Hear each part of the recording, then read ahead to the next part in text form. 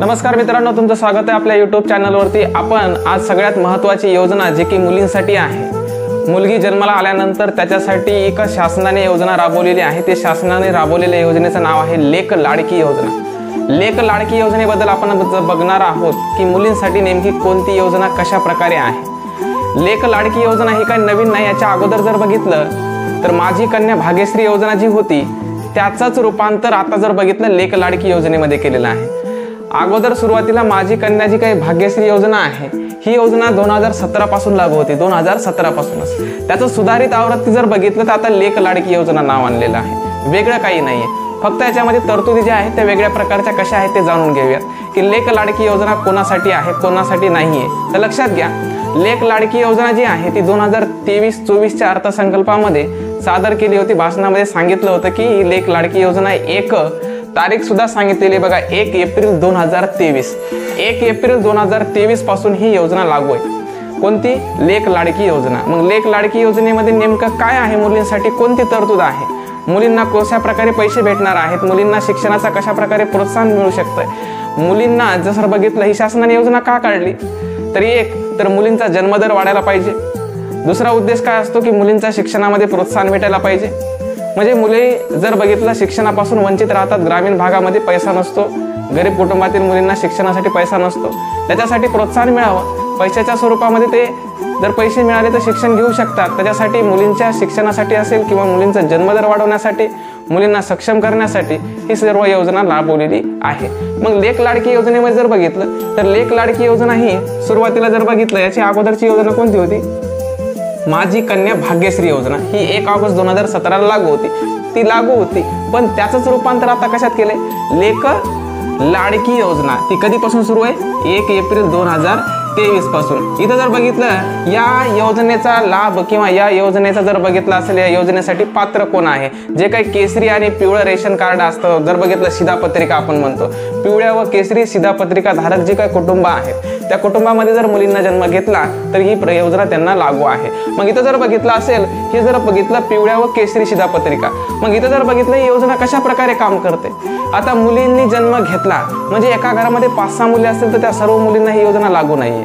लक्षात ठेवा, या मुलींच्या काही लागू ज्या योजना आहेत त्याला काही अटी व शर्ती शासनाने लागून दिलेल्या आहेत। पण ही योजना अटी व शर्ती पुढे पाहूयात आपण। सुरुवातीला ह्या योजनेचा लाभ कशा प्रकारे ते पाहू।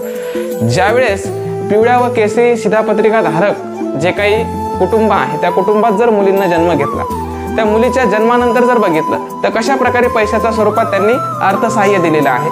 मुलीचा जन्म झाला की जन्मानंतर तिला किती हजार रुपये? 5,000 रुपये।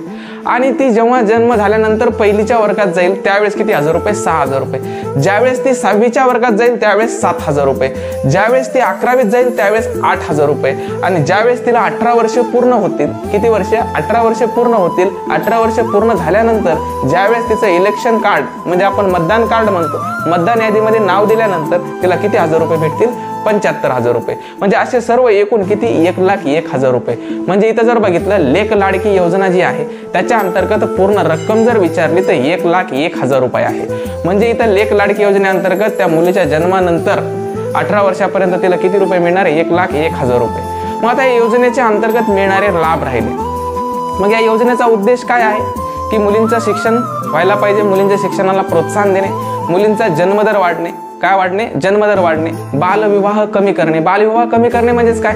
जर बघितलं असेल ही 75,000 रुपयाची रक्कम तिला 18 वर्ष पूर्ण झाल्यानंतर मिळणार आणि तिचं अविवाहित असली पाहिजे, विवाहित असल्यावर भेटणार नाही। अविवाहित म्हणजेच काय? त्यांचं जे विवाह आहे ते 18 वर्षाच्या पूर्ण झाल्यानंतरच व्हायला पाहिजे असा एक शासनाचा उद्देश असेल। म्हणजे इथं जर बघितलं 18 वर्ष पूर्ण झाले तर तिला 75,000 रुपये मिळणार आहेत, पण ते अविवाहित असली पाहिजे।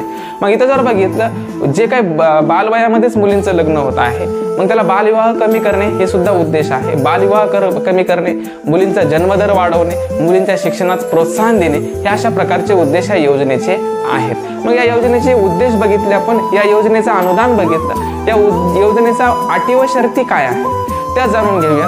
अटी व शर्ती अशा प्रकारच्या आहेत की तो जो काही रहिवासी आहे तो महाराष्ट्राचा असला पाहिजे। पहिली गोष्ट कुठला असला पाहिजे, महाराष्ट्राचा। त्या मुलीचं जे काही अकाउंट आपण म्हणतो, खातं म्हणतो, एखाद्या महाराष्ट्र बँकेमध्ये असायला पाहिजे।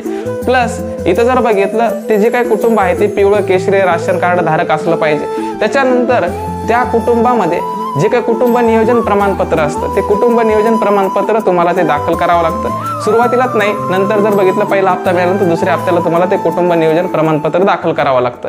कुटुंब नियोजन प्रमाणपत्र दाखल केल्यानंतर त्या कुटुंबामध्ये जर बघितलं त्या व्यक्तीचं वार्षिक उत्पन्न 1 लाखापेक्षा कमी असलं पाहिजे। किती लाखापेक्षा? 1 लाखापेक्षा कमी असलं पाहिजे त्या कुटुंबातील व्यक्तीचं उत्पन्न। मग ते तुम्हाला त्याचा सुद्धा दाखला सादर करावा लागतो। किती लाख उत्पन्न? 1 लाख उत्पन्न। वार्षिक म्हणतोय, महिन्याचं नाही। एका वर्षामध्ये 1 लाख रुपये उत्पन्न दाखवावं लागेल तुम्हाला, कमी आहे, 1 लाखापेक्षा कमी आहे, तरच त्या योजनेचा लाभ घेता येईल। अजून जर बघितलं, समजा उदाहरणामध्ये तुम्ही कुटुंब नियोजन प्रमाणपत्र दाखल केलेलं आहे, पण ते कुटुंब नियोजन हम जो हमारे दो पहिलीच आपल्याला माहिती आहे। मग पण काही वेळेस काय होते, सुरुवातीला एक मुलगी असते किंवा एखाद्या सुरुवातीला एक मुलगा असतो आणि दुसऱ्या वेळेस काय होते, जुळे मुलं होतात। जुळे मुलं म्हणजे एक मुलगी असू शकते, एक मुलगा असू शकतो। म्हणजे इथं किती झाले? 3, पहिला 1 आणि दुसरे 2, म्हणजे 3। यांना सुद्धा जर बघितलं तर लाभ आहे। इथं जर बघितलं जुळे मुलं जे आहेत ते जुळे मुलं, त्याच्यापैकी मुलगी जर असेल त्यांना सुद्धा लाभ भेटणार आहे। तुम्ही म्हणतात सर 3 मुलं, दुसरे 2 आणि हे 1, लाभ भेटणार नाही का? तर भेटणार आहे।